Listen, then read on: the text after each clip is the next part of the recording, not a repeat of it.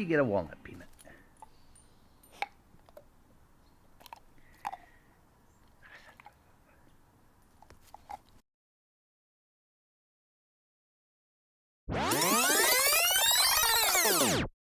Hát az olyan apróbetűvel van, ezt nem látom.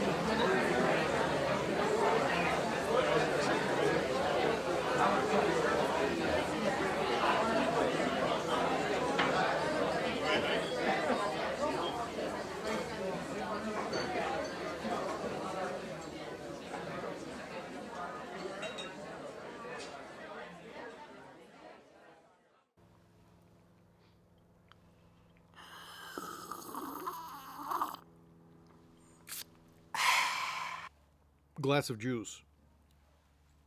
Just kidding. I'll go with the juice, of course. But these walnuts are from our garden, which is, by the way, where I'm filming from. And welcome to another episode of SonicFlare. I am your lovable host, the one and only, as they say, Danny K. How's it going today, fellas, friends, countrymen? I haven't taken a sip yet. I got carried away. Freshly made homemade juice from Belgrade. Went to visit my mom last weekend, or we went to visit my mom last weekend, so stopped by a couple of cool spots, and, we visited and spent time and picked up some goodies and whatnot. Anyway, how are you guys doing today? I am doing great. Good. It's been very busy, very hectic with work the last couple of weeks. I was in Bucharest the week before, or last week, I should say, for some business, and just been traveling and lots of stuff happening. You know, it's the fall, busy season, all that good stuff, and it's been quite the fall. And of course, you can tell that here in lovely Szentendre, about 20 kilometers north of Budapest, fall has definitely kicked in, as you guys saw from the little B-roll preview roll. There's, brown colored leaves on the floor and ground. The dirt has this moisture because it rains a lot. The greenery is at its peak. So anyway, it's quite different from what I'm used to in the fall, which of course was in Long Beach, California. As of February, or I should say March, we moved and relocated to Szentendre, or Budapest. And so, for those that just joined, just a quick sort of little recap of what's been going on, where I've been, what's been happening. Not to worry. Music is still here to stay. We're still, of course, waiting for our stuff to come due to some influences beyond our control, as they always say. There's a little disclaimer in the checkbox when you sign the documents. Stuff didn't get shipped, really. It was packed the last week of June, and it's been sitting in storage, and it just essentially got onto a container ship the middle of September. And so that really means that we are getting our stuff when? Middle of November. So hopefully, fingers crossed anyway. And, you know, we can't wait. I mean, it's definitely been a challenge living out of a suitcase since the beginning of March. For my wife, a little less so because she just came in back in July. But still, it's just, as you can imagine, I mean, you're used to a certain way of life. You're used to certain things being where they are in your office, bedroom, whatever, living room. Not least of which my hi-fi, which I frankly haven't had a chance to listen to outside of the HomePod Mini and the great Mezza lyrics that I've had, and of course the various AirPods Pro, the second generation, which I highly recommend you check out. A little bit of self-promotion here, but seriously, they are that good. Much, much better sound quality than the first gen. And the noise cancellation is on par with the AirPods Max. Anyway, I'll leave you at that. What else has been going on? Well, next week we are off to Hanover, a little town, Elzen, south of Hanover, about 20 kilometers, 30 kilometers, where my great friend Carl Nicolai is building absolutely awesome mountain bikes. And we've known each other since the mid-90s when I got into mountain biking, and I then became his distributor, had a racing team and all that. Anyway, why am I bringing this up? Well, because it's bespoke, handmade stuff, kind of like high-end audio, right? So I think you're going to start seeing a little more of that on the channel as well. Some profiles of some companies that are not necessarily tied to high-end audio, but nonetheless I think are worthwhile checking out. And yeah, we're headed out to Hanover. It's about a 10-hour drive for us. So, you know, first time Kathy's going to get to see the countryside of not only Hungary, but Czech Republic. And then over into Germany. We're going to drive through Dresden, Leipzig. Actually, the other way around. Leipzig, Dresden, and then Hanover. And then on the way back down, we're going to kick it off or kick it down to Munich. And in Munich, hopefully we'll spend a night. And then we're going to, fingers crossed, venture on into the old town, my old stomping grounds of Vienna, where we're going to connect with a yet-to-be-named project that I'm going to be filming and actually having a hand in making. So that's going to be really, really cool. I'm super excited about that. I think you guys are going to get a kick out of it. And yeah, then it's back to Budapest, and then it's basically November. I'll have my new mountain bike with me. Can't wait to go start riding. If you follow me on Instagram, you've actually seen the steed already because I posted some pictures. But anyway, cool stuff happening. On the music side and hi-fi side of things, what's been going on? Well, let's see. Oh, that's right. There was a hi-fi show in Budapest. Actually, it's still going on because it's Sunday as I'm filming this. 2 two-day event, Saturday, Sunday. And it hasn't been going since COVID, of course. And so I think there was just so much pent-up demand for a local hi-fi show to come to town that it was swamped. You'll see it from the footage. I mean, it was, you couldn't even, first of all, much, much smaller scale than anything I've ever been to, frankly, in my life of attending hi-fi shows. I mean, it was basically 3-4 rooms, 3-4 smaller rooms, and then 3 or 4 larger suites that had various demos and stuff playing. There was like a tape seminar, I guess. They're trying to get something going. Of course, the main problem that I have, frankly, Frank, is I don't speak Hungarian. It's so difficult to get around because, unfortunately, not many Hungarians actually speak English. Or, if they speak English, they're a little shy to use it. And, you know, beyond the sort of hello and hi and how are you and whatnot. So it's been a challenge, I'll tell you, especially going to a hi-fi show where I'm like, hey, I want to talk to you. Yeah, you don't speak English. Bingo, I don't speak Hungarian. What are we going to do? Hands, feet, ah. So yeah, it's been a challenge, as you can imagine. Hence, didn't really get to listen to much. Frankly, I'll be honest. So, I mean, here's the review of the Hi-Fi Show, including best sound at the show. Which, really, there was no best sound at the show, because it was literally standing room only, as you see in the footage. It was standing room only. I don't even know what people were listening to. The air conditioners were turned off, and so it was really hot. I mean, can you imagine 30 people in a 20 square foot room? It gets hot pretty quick, and so it was just uncomfortable. The music was blasting and blaring, and I'm like thinking to myself, okay, guys, what are you trying to achieve here? Because first of all, you're not going to hear anything what these components sound like, least of which the speakers or the amplifier, CD player, whatever. There's different brands, Accuphase. I saw some Accuphase stuff. I saw some Macintosh. I saw some vintage 300B tubes. And again, I'm just like, what? I mean, anyway, I don't know. It's just kind of weird. So my first impression of the show was okay. I guess we'll see what next year brings. Of course, next weekend is the great show in Warsaw, Poland. Unfortunately, I can't make it.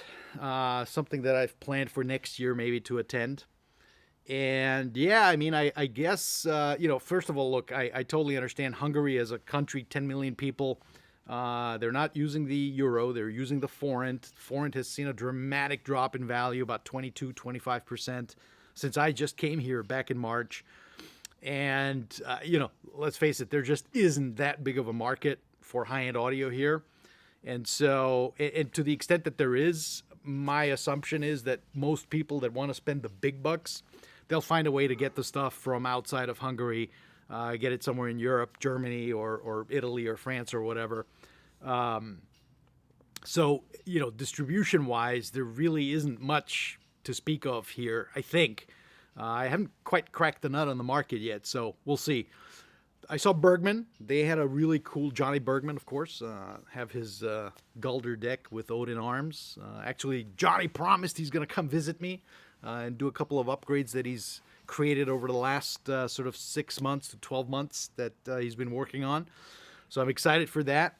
And, of course, so, I mean, it was just, there was cool sort of live. Yamaha had 2 pianos out. There was a guy playing a score to a movie soundtrack. I couldn't think of the name of it. Maybe you guys can. Well, actually, no, you can't because it's copyright and all that. So anyway, I'm not going to play it. So yeah, the Hi-Fi Show, very well attended. I mean, I'll give him that. There was a lot of people, and it was very well organized. They had a lovely lady, Hungarian lady, in the elevator, acting as sort of the concierge in the ways of the old, and getting people up and down. It's basically 2 floors. The 4th floor was, I guess, just TVs and stuff from European, Loewe and Philips and stuff like that you really don't see in the U.S. And so, yeah, it was, kind of weird. I guess I just have to get used to the new dimensionality. Maybe they should have used some upgraded cables to make the room sound bigger with a bigger soundstage and blacker backgrounds. No, that would not have made any difference whatsoever. So anyway, I guess that's that. The Budapest Hi-Fi Show, very small, very well attended, lots of people chit-chatting. Like I said, I felt like an Eskimo in the desert, because didn't understand a word they were saying, and like I said, even the people that you would think that speak English, they really didn't feel comfortable speaking English. So anyway, it is what it is. It was cool. It was good to kind of get out. I was in downtown Budapest, actually, a nice Crown Plaza hotel. The venue I think has potential. It's just they need to bump the rooms up and spread people out much more. I mean, I don't understand what the point is of attending a hi-fi show to listen to music on gear in a room that's packed full of sardines where you can't hear anything anyway. So anyway, just my 2 cents. What do I know? Last but not least, I'm sure you're wondering, does he have any records? And as a matter of fact, I do. I've been collecting records for a while, especially since even coming back to Hungary, which, of course, my wife is like, you're insane. And I keep saying I'm insane, but, you know, we'll see what happens with the analysis paralysis of that. So the first record up, and by the way, shout out to PVF, Steve Evans, my buddy. I'll put a link to the video we did below on his incredible cleaning process. Of course, the great Shane Bittner of Intervention Records turned me on to him. And so essentially the way I have it set up is that, you know, all the records that I'm getting in the US are shipped to him, and he then puts them through his magic process, puts them in a bigger box and ships them over my way. And so I kind of coalesce and get, you know, 30, 40, 50, 60, 80, 100, 200. Can we go higher? No, I'm just kidding. Probably about 50 or 60 records in a box. And he ships them to me every, you know, I don't know, a couple of weeks or once every other month or so. So anyway, out of that last box that arrived, there's some pretty cool stuff. First up, Coop, the great music of the great Bob Cooper. Tenor sax, West Coast jazz. This is an OJC that I picked up actually on my last record hunt with the great, the waxed Paul Robert Siegel. I miss you, buddy. I miss you all in LA and in America. What have I done coming here?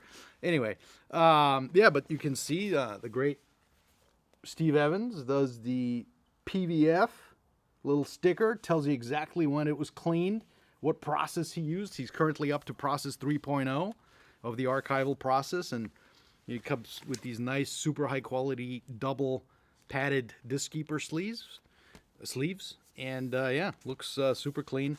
He just sent me a video a couple of days ago of a before and after of a phenomenal record that I highly recommend, of course, by the great late Pharoah Sanders Themby. Came out in '72, I believe. And I've been looking for it. That, you know, the prices fluctuate now, of course, since his death. Prices skyrocketed again. But I found a VG Plus copy for $70 on eBay. First press, and you know, I had it sent to him, and of course he sent me a video, put the needle on the record, and the you know, typical vinyl sound, and I was like, oh gosh, man, I you know, who knows what this is gonna sound like. I tell you, he sent it back. He sent me another video, cleaned. Wow, he really has a phenomenal process. I highly recommend it. Really, mostly the American folks listening to this channel.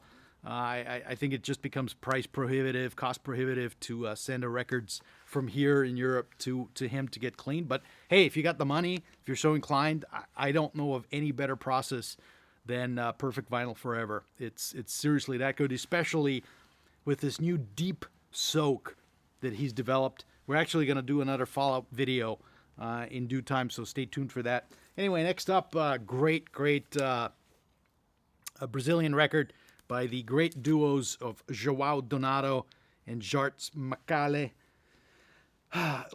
You know, it's kind of hilarious. You have these guys in mind of what they looked like in the 70s in their heyday. They're just two old guys. But hey, they're still kicking it, which is kind of awesome. So anyway, good for them, right? Great record. Bobby Womack, the poet, phenomenal early 80s jazz funk pop record, an OG, of course. And yeah, the great Bobby Womack. Interesting side note. So Bobby Womack actually was 20 at the time that he wanted to marry the then freshly widowed wife of the great Sam Cooke, who was 10 years his elder, which is kind of an interesting story. But anyway, poor guy was married 3 times. I think he has 6 kids. And yeah, just a great album. I highly recommend it. Then there's an evergreen, of course, from the great CTI label. It's gorgeous. And yeah, the CTI Summer of Jazz at the Hollywood Bowl, freaking killer. And then, of course, from the great Soul, my buddy Soul, You guys, I'll drop a link to that video below as well. My Brazilian jazz expert, the great Jorge Ben. And this is an original Philips that I picked up from him. And of course, cleaned with the incredible PVF 3.0 process from the great Steve Evans. And where's his little mark? Ha! Did he leave his mark on my record? My record? My new records. He did. And so, yeah, there you go. He actually did a really cool demo. Fortunately, of course, I wasn't there. Where he played side by side an uncleaned copy and a cleaned copy. And, yeah, I mean, it was the consensus was that it was just that much better. So, anyway, hey, how long did we go? Gosh, 18 minutes! Plus all the B-roll stuff. I don't know. It's a 20-minute video. Here's to you all. Cheers for tuning in. Thanks for sticking around, even though the content has been a little limited. But, you know, more to come, as I promised. And, yeah,